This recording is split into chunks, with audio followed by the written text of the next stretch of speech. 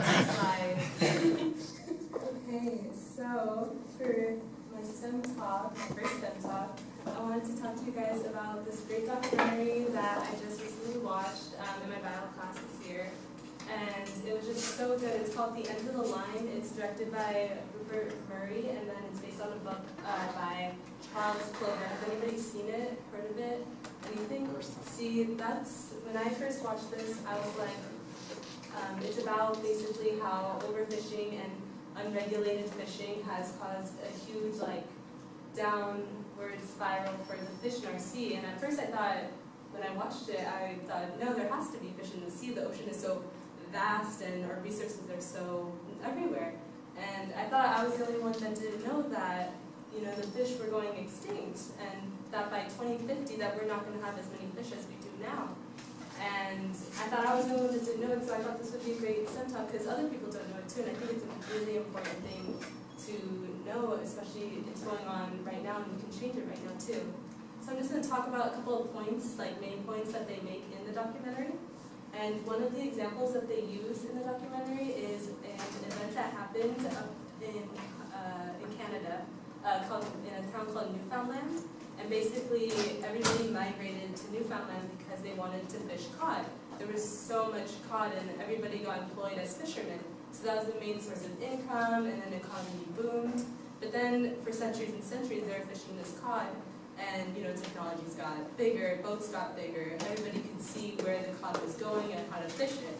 And over time, they didn't realize that they were fishing into extinction. And so this wasn't realized until 1992. And that's when the administrator who regulates all the fishing in Canada decided to stop the fishing until 1994.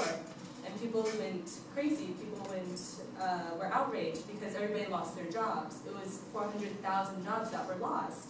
And this was a big blow, on us, providing for our resources, taking care of what we need tomorrow. And so, even then, even after that, even past 1994, the fish still weren't repopulating. And then around early 2000s, a research boat went to Canada and went to Newfoundland and tried to calculate how many fish are still in that area. And only a small bucket remained. Thousands of nets were thrown in, and only very few came out. So that was a very big blow on what's going on. And basically they use that example to what's going on in the whole entire world. And one of the biggest endangered species for fish right now is the bluefin tuna. I don't know if you guys ever heard of the bluefin tuna, but it's very beautiful, beautiful tuna. It's used in very exquisite restaurants. I know Naboo, N-O-B-U, that restaurant, they use it, and they even have it labeled at the bottom saying that it's an endangered fish right now. It's used in sushi. It's a delicacy, and there's a need for it in our society, or especially in Asian societies. So that fish has basically become a big business. There's major corporations such as Mitsubishi that actually take 60% of all of the bluefin tuna that is fished. And I thought that was crazy. Why are you going towards fish? But basically, it's like hunting down a cheetah, hunting down rhinoceroses or giraffes. They're endangered, but no one really sees them as endangered because, it's just a bluefin tuna. It sounds very casual. It doesn't sound very exotic. Even if you see it on a restaurant, if you see that rhinoceros is on the menu, you would think, that's crazy. They shouldn't do that. It would get closed down. But they do have endangered species on menus, and people don't really take notice of it. So, since bluefin tuna has become an endangered species, there was a meeting to try to regulate that, to try to stop illegal fishing as well, because there are regulations, it's just that people don't follow them. So there was a meeting, and scientists did some research and said, this is the recommended amount, this is wrong, I'm sorry about that, but basically bluefin tuna in thousands. This is the recommended amount that they should be fishing it. To ensure recovery, this is how much they recommended. But the quota that the people made at the meeting decided to make it 3 times the recovery rate.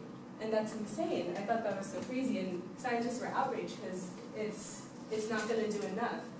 And then even with this quota, there's so much illegal fishing that's the actuality of bluefin tuna being fished today. And it's just skyrocketing, it's just going more and more, and these companies are even paying for them to be set into freezers and bigger boats to fish them, and then when they're in the freezers, they could sell them later and have them as more of a profit since they're going extinct. So I thought that was very crazy. And then another thing, other than them mentioning all like the illegal fishing that's going on, they also mentioned stuff that are places that actually regulate fish, such as Alaska. And Alaska is doing such a good job at regulating their fish. Basically what they do is they monitor all the boats using the U.S. Coast Guard. They monitor all the boats and they have timed fishing. So they set off an alarm and the fishermen go and fish as many fish as they can, and then they have a time to stop. So they don't overfish all of the fish that's going on in Alaska. So I think that's really important. I hope that more countries kind of pick up on that, pick up on what they're doing. There has been other efforts to regulate fishing, such as different companies like McDonald's is actually providing with regulated fish, and they actually stress that people should kind of look at what they're eating because maybe their fish could be illegal on their plate. Also, Walmart, all of their fish has become from regulated fish, and there's a little sticker that you can find on like fish products that is labeled like MSC. It stands for the Marine Stewardship Council, and they make sure that that is regulated fish. So if you ever go into grocery stores and you're thinking about picking up some fish, it would be good to see that the label says that it was from a regulated place. Including all of this stuff and other things, they also talk about farmed fish, basically where they're trying to repopulate other fish, but instead to like keep them alive, they're feeding them more fish, which causes an imbalance. Also, there has been overfishing of hammerhead sharks, and when one species goes under, it changes the whole cycle. So when the hammerhead shark began to decrease, manta rays started to increase, and it's been going into our oceans and our beaches. Same with jellyfish also. So people aren't allowed to go to certain beaches because there's such an overflow of dangerous species. People can get stung, people can get hurt. So it's really trying to focus on what we're providing for our next generation. We want them to go and have the fish that we're eating as well. And I think it's really important to know that and to try to fix what's going on. And there's still time. They say till 2050, and that's if we keep doing what we're doing, but I see that there's hope, and I see that people want to change what's going on, and I see that people care, so I hope that this is enlightening to you guys. And it's free on YouTube, the documentary, if you guys want to watch it. Highly recommend, and I think it's a really good topic to talk about in making history, because we can make history right now for the next generations to